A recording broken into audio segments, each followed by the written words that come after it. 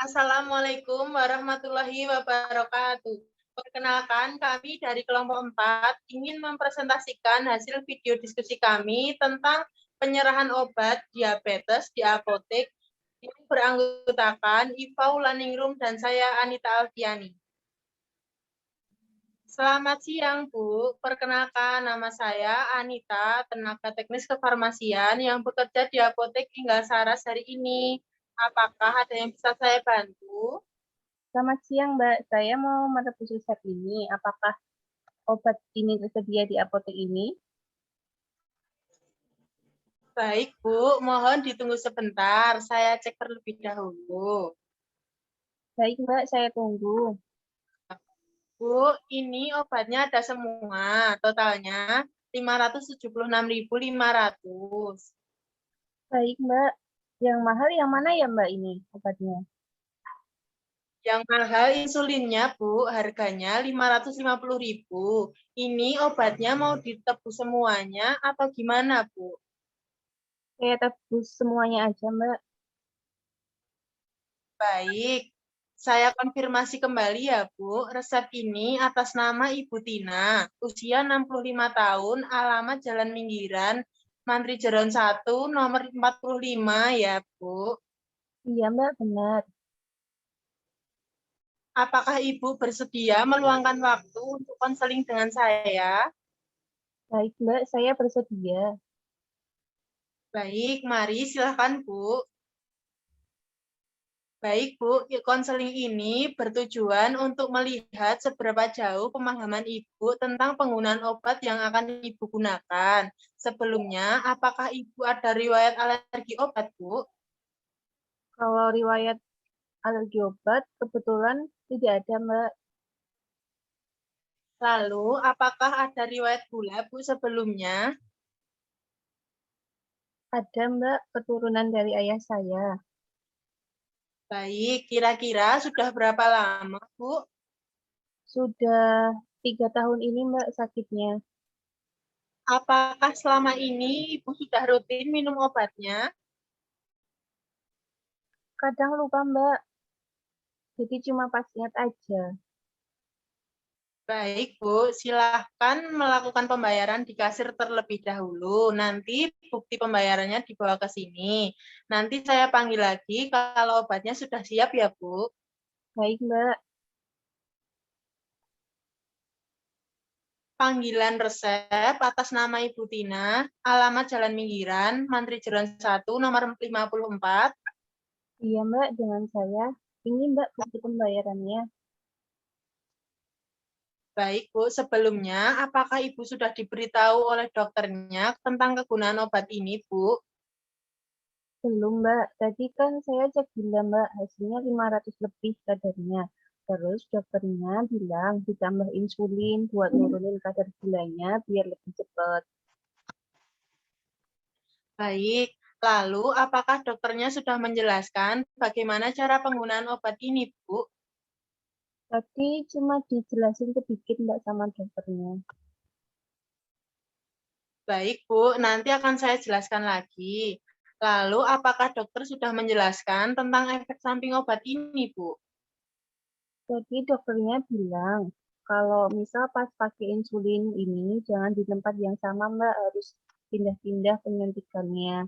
Terus nggak boleh 2 cm dari pusar, tulang pinggang, atau tulang rusuk, sama jangan disuntikkan pada bekas luka atau bekas operasi, Mbak.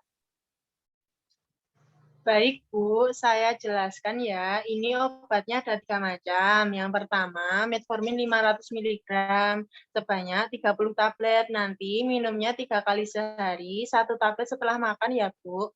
Yang kedua, ini ada glimepirid 2 mg sebanyak 10 tablet. Nanti minumnya 1 kali sehari, 1 tablet setelah makan.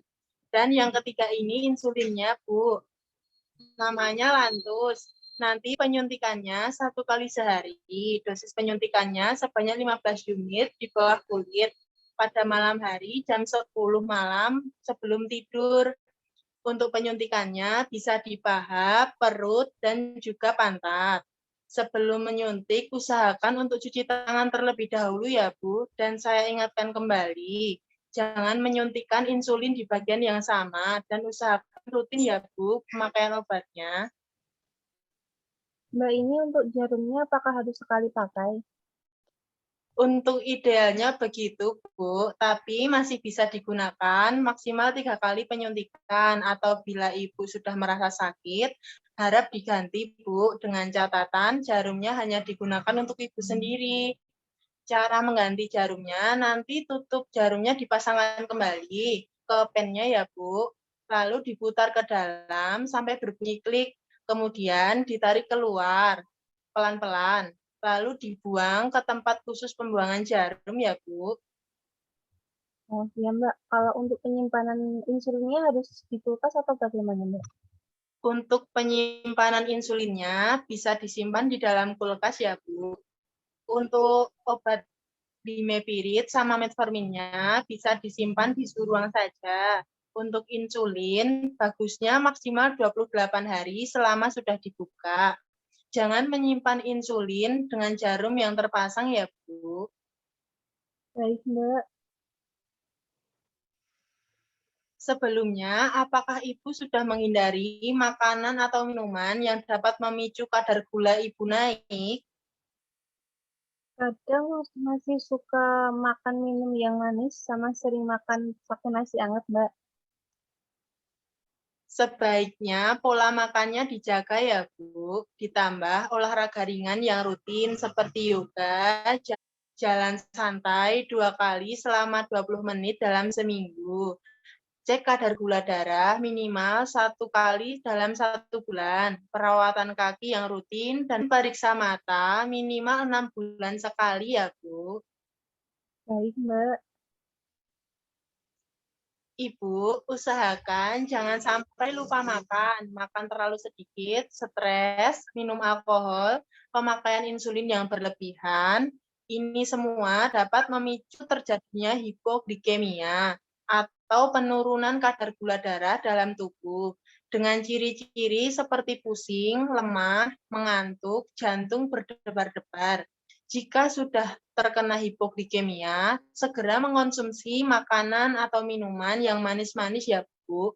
Dan apabila terjadi hiperglikemia, nanti dengan tanda-tanda sering buang air kecil, sering ngemil, dan haus, terus langsung minum obat dan gunakan insulinnya ya, Bu. Atau bila gejalanya belum berkurang, segera hubungi dokter ya, Bu. baik Mbak. Mbak mau nanya, kalau diet yang bagus untuk penderita gula seperti saya itu bagaimana ya Mbak? Dietnya dengan makan makanan dengan komposisi seimbang dalam hal karbohidrat, protein, dan lemak. Dengan rentang kecukupan gizi yang baik, karbohidrat 60-70%, untuk proteinnya 10-15%, dan lemaknya 20-25%. Selain dari kalori, masukan kolesterol juga perlu, Bu. Namun, jangan sampai melebihi 300 mg per harinya.